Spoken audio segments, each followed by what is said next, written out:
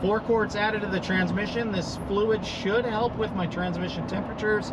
If you've been following along, you know last time I installed the bypass valve, and that actually brought my temperatures down to 125. So let's backtrack this completely here, and I'll fill you in on the whole step. So this is my 4th Duramax diesel. Prior ones were 20, 21, 22 and a half, and then now 23. 23 is the LZ0 Duramax diesel, and this transmission runs way hotter than all the other ones. The prior truck, I had the pan, the deep pan, and the cooler on there, and I would get 160s, and then sometimes I would hit 170, but it was 160s. And this one's 210 normal driving, and I'm talking it was 30 degrees out when I first got the truck, and I'm hitting 210 degrees on the transmission temperature. So that's just kind of alarming to me. I don't like that, because when I'm towing across the desert, if I'm already getting 210 on there, what's going to hit when I'm actually towing and it's high heat situation?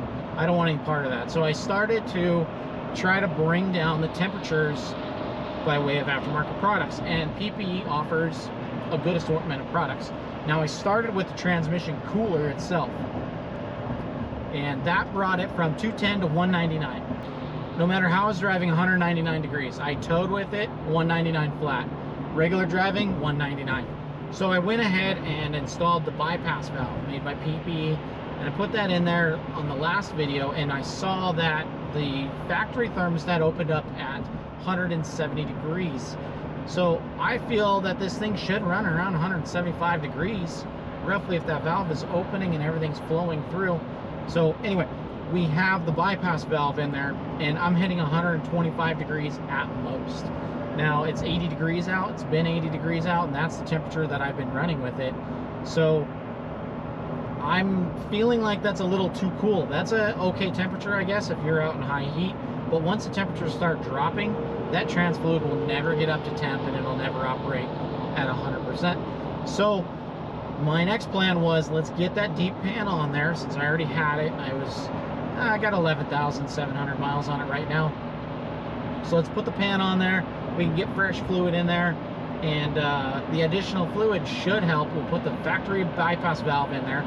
So I did just that, and in doing so, I took some more video and took some more notes, because on my previous installation video for the trans pan, there were some questions that came up, and there were some valid questions and comments, so I'm going to address those shortly. But we are watching the transmission temperature right now as I'm on my normal drive home, and we're watching it climb up, and like I said before, it would get to 199, just dead 199 no matter what.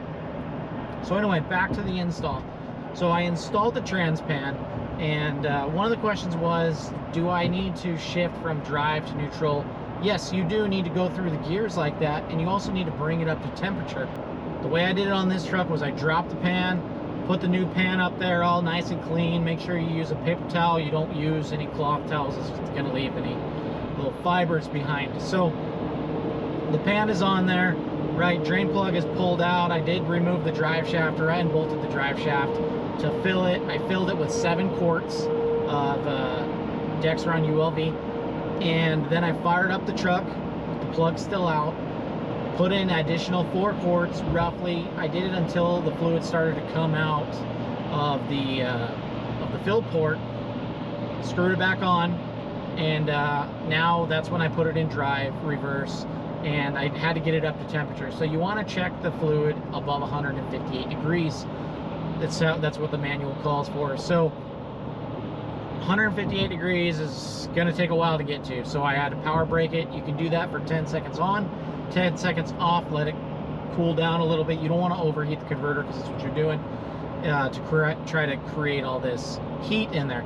So once I got it up to temperature, I knew that I wanted to go above 170, since I wanted it to flow through the valve and go through the cooler, and that way I knew for sure that I had all the fluid flowing through that I wanted. So I needed it above 170, so I did just that. And the manual actually says that you can go, I think it's 164 to 172 is where they suggest it. So I got it up to 170. I pulled the plug. Now it is hot, remember, that's hot fluid coming out.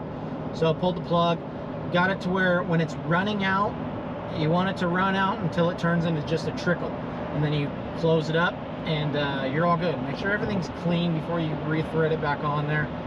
It's just standard blue Loctite that's on those threads. Just clean everything up. Everything needs to be clean with transmission stuff. So, all right, so one other question that people had were in regards to the magnets that are on the actual pan itself. So the PPE pan has a drain plug with a very strong magnet on it, much smaller than the 2 square magnets that are on the factory pan. The factory pan, those magnets are extremely weak, but they do their purpose and they catch the debris. So I guess you could scrape those off if you wanted to. I think somebody suggested that you could if you wanted to. I have not to. Like I said, the PP drain plug is very strong. So I took a bolt and I set it on top of it, and you can feel it pull the bolt down, whereas it doesn't do that on the factory magnets. And it doesn't have to be super strong. I get that for the catching the debris, but I mean, the stronger that it's going to pull it through the fluid and onto it, right? So I'm okay with the way that this is set up. The plus here too is that the PPE one, you can actually pull the magnet off, or the drain plug off, clean it off, and plug it back up, and you'll probably lose like a quart by doing that, but it's easily cleaned that way. So yes, you were good on pointing out the magnets there, but I guess it's just 2 different ways of going about that. So good question or comment, and let's see what else we got. All right, so, and lastly is, why would you want more fluid in there? Well, it just makes more sense.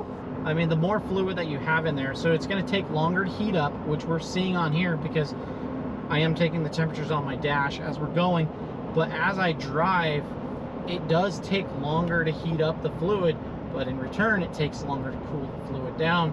So I feel that once we hit the temperature and then it starts to bring it down, it's going to sit at a much nicer temperature on this. So back to the 4 quarts of additional fluid, that's a plus, because now your fluid is going to technically last longer, right? Because even if you are running it at 210 degrees all the time, the additional 4 quarts is going to last a little bit longer than the factory amount that's in there. So we're up to 194 degrees now, and this has just been cruising.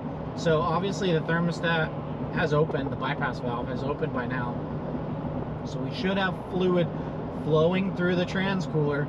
But since we're above, we're going 60 miles an hour right now, I'm sure the shutters are closed, so there's not much airflow going across that transcooler. But we're at 194 now. So like I said, prior to this pan installation, I would be hitting 199 already, and it just stays there. But now as we continue on, what we're going to notice is it's going to get to 199, and it's going to jump around 199, 198. And sometimes it'll actually come down. So we do have more movement with this fluid temperature now, which makes me happy. Now I have a much longer drive coming up, 2,000 mile drive. That's kind of why I wanted to do this, because I am driving across the desert with the family. Huge road trip. It's going to be pretty cool though. We're going to stop off at PPE, hopefully stop off at Banks as well. That'll be a rad video and upcoming.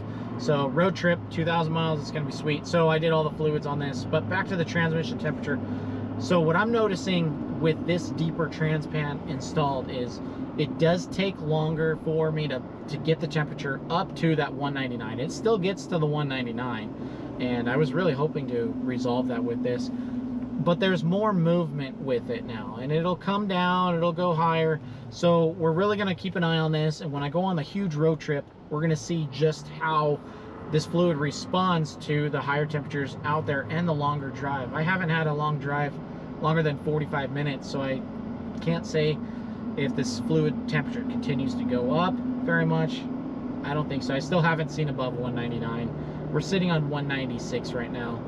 What I've seen before, I've driven this a couple days now, is I'll get to 199, it'll go 199, 198, it'll come down to 196, and then 194, it'll go back to 198 eventually.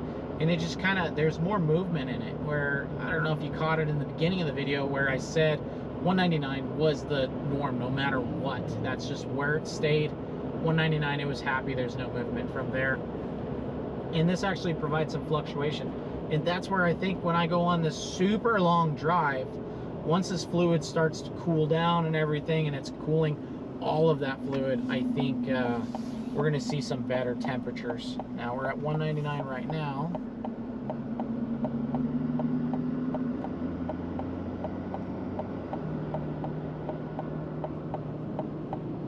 See how it dropped down to 198? It didn't do that before. Now that's maybe, oh, like 196. That's what I'm saying. It wouldn't cool down like this before. So I like this additional 4 quarts, and back up to 198. There's movement there. I think with the longer drive, this is going to end up dropping the temperature more so, and I like this because then when I go towing, the temperature is going to be a little bit lower. I do think it's in full control of keeping it within temperatures of normal driving. So I'm happy with this. Till next time, see ya.